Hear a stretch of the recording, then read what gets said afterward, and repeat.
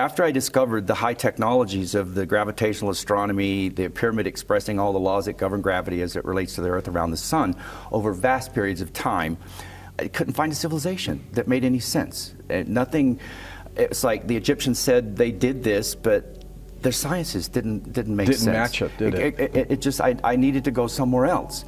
And so then I started to get into the geology, and then you get into astronomy also, because as 10 years are in the Navy. Yeah. I understand you were in the Navy also. 9 years. And mine was as a navigator, quartermaster, moving ships around the world. And so I had a good background. I was an officer, Larry. Yes, sir. And a gentleman.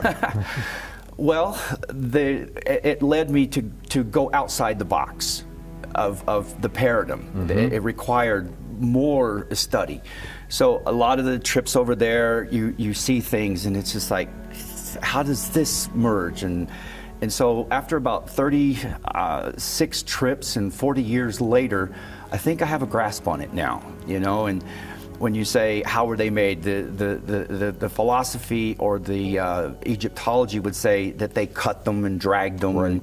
And I couldn't find that in my photography. I would photograph everything that would argue with that point, where if they say they cut a block, well, on the causeway from the Sphinx to the Great Pyramid, there's a lot of little white boxes that are like concrete blocks today, and when we poured them, we put the cement in to fill up the concrete. Well, it wasn't any different on the Giza Plateau from this area coming up through here. And so I started photographing them, and I could see the box, because the cement that was on the sides has come aside, and you can see all these little coins that we have here on the table were just packed in, and not one of them was cut. So there was no cutting involved in this. They were poured. Everything was poured. Everything. And then when you get into let's bake a cake kind of scenario, the smallest of the aggregate that I could find was down at 1/64 of an inch. And from there, they would be like 7 groups of small, bigger, up to the size of a silver dollar. But all the silver dollar sizes were not used in mastabas in the plateau. They were only in the Great Pyramid.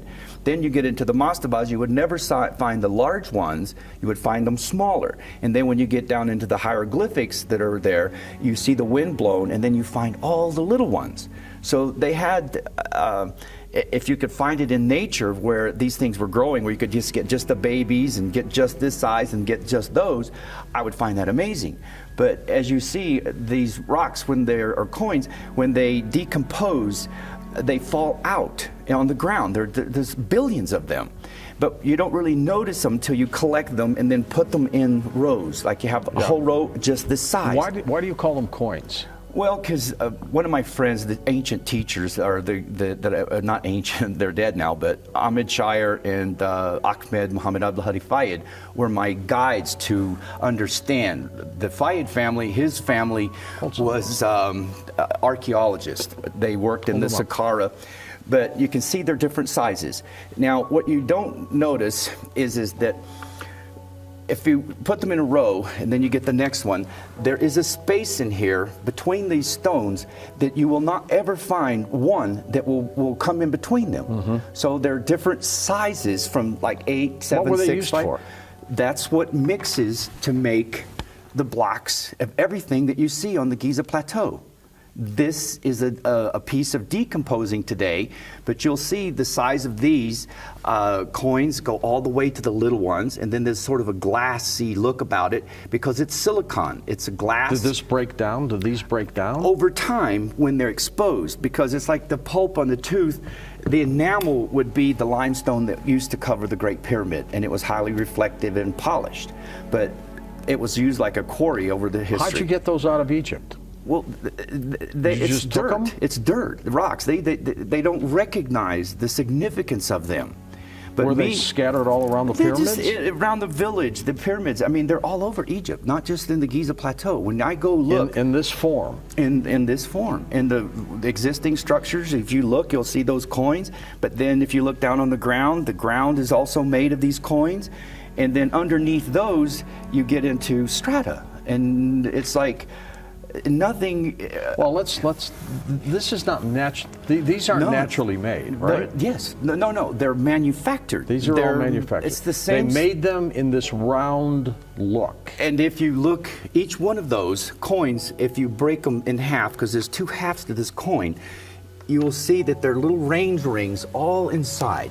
Now, those range rings go down to the center, and I don't know if it has something to do with the manufacturing techniques of these, but they are... Are they supposed to fit yes, like that? Well, that would be... Now, if you look at the side of that coin and you split him apart, you will see both of them little rings. Yeah, but what's the purpose of this? It's a strong stone.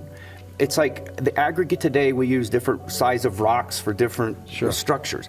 No different here. But so that was like mixed into what we would call mortar these days? Yes. This is the aggregate of the mortar, and then it's glass. That's why you can't date it, because there's no carbon in it at all.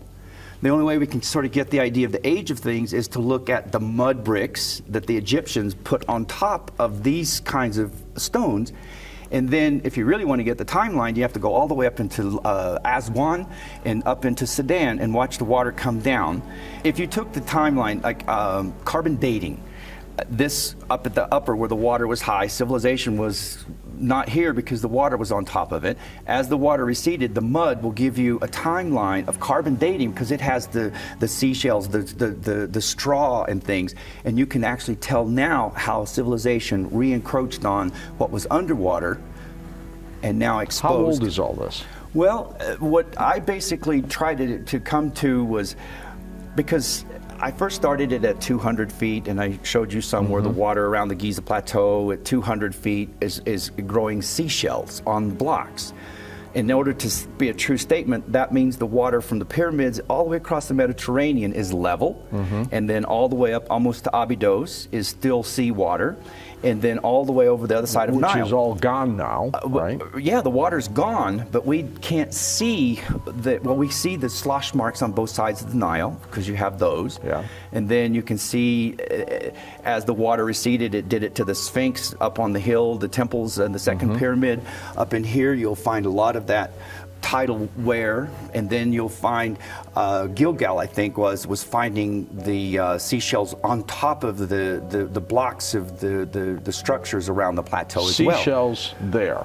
All over the place. But now when you get into the Sphinx area here, the temple in front of it, they've made it a good effort to break as many of these seashells so you don't see them.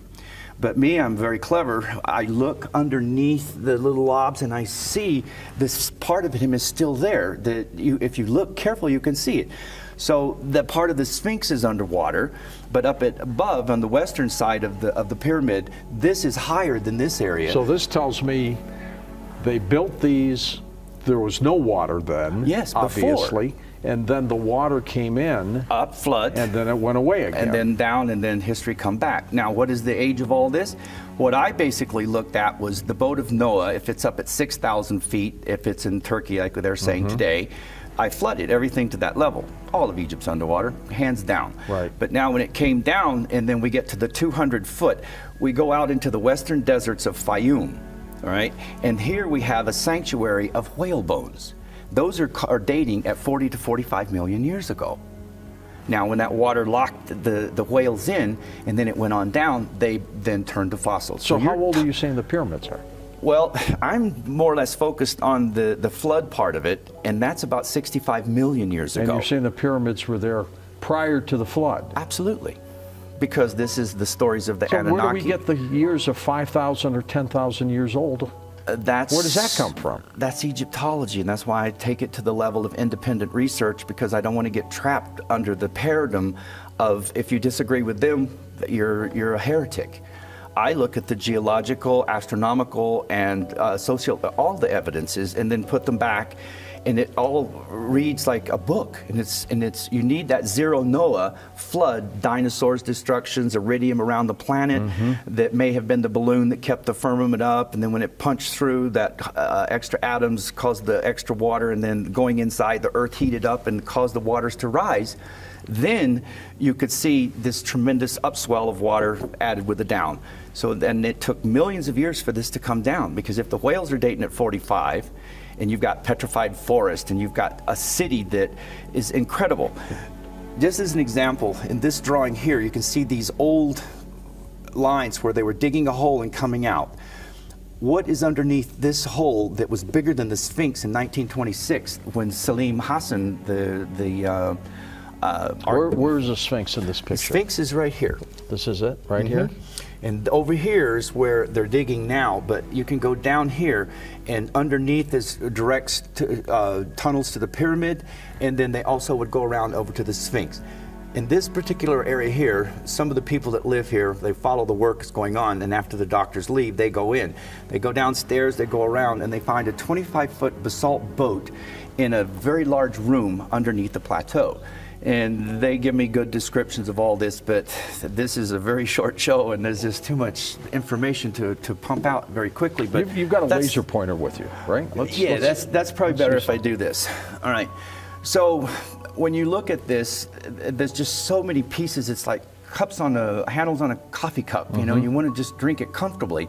But until you can find the correct theory or analysis that explains all of it, you're a blind man trying to describe an elephant. For you, the parts you're touching, that's what he is. But if 5 other people are getting different pieces, then the reader, if he reads, doesn't get it unless he reads all 5 books. Why don't you show us with your laser pointer all right. the geography of all of this? Tell us what we're looking at. All right, this is the Giza Plateau, all right, as photographed on Google Earth or something, but this has been floating around on the internet for a long time.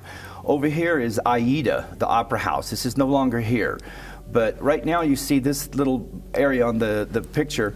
This is the Collins tomb, NC2, where he goes in. It was the tomb of the birds. Okay. And if you follow that line, like this is north and south. If you go straight here, it will cross right in the center of Aida. And what most people don't realize next is that if you took an east-west line and you come straight across, you will also hit this. So you have a north-south and an east-west axis that is associated with this opera house. You think everything was laid out mathematically? I'm saying that this structure today is a cover for something that was going on that they didn't want us to know about. Because if you go in here, when Collins first went in here, the sand was high in this tomb. I followed this one well. I went there and documented the history of it. But when Dr. Hawass cleared the sand out, he exposed 2 underground areas that would lead straight to here. And they were cut out, or long corridors. And when you say they didn't want us to know what was going on, who's they? Dr. Hawass, the suppression of all the knowledge that's really here. All right. He will make it disappear, or it didn't happen. He's out of it now. Maybe. I've heard he may be coming back as a minister, but that's... We'll see. I don't want to badmouth him if I need to go back. He doesn't go to jail. Yeah. But so basically this whole area, when you think it's tombs and tombs, but... These are the 3 Great Pyramids, This is Khufu, Khafre, and Menkaure. And they also... Big, smaller, smallest. Right. Now, when you take the Fibonacci and you take this spiral and it goes around, and then you'll come out into an area in the cemetery south of the pyramids, because everything out here is mathematical like beyond. If you don't ask the question and you don't look, you'll never see it.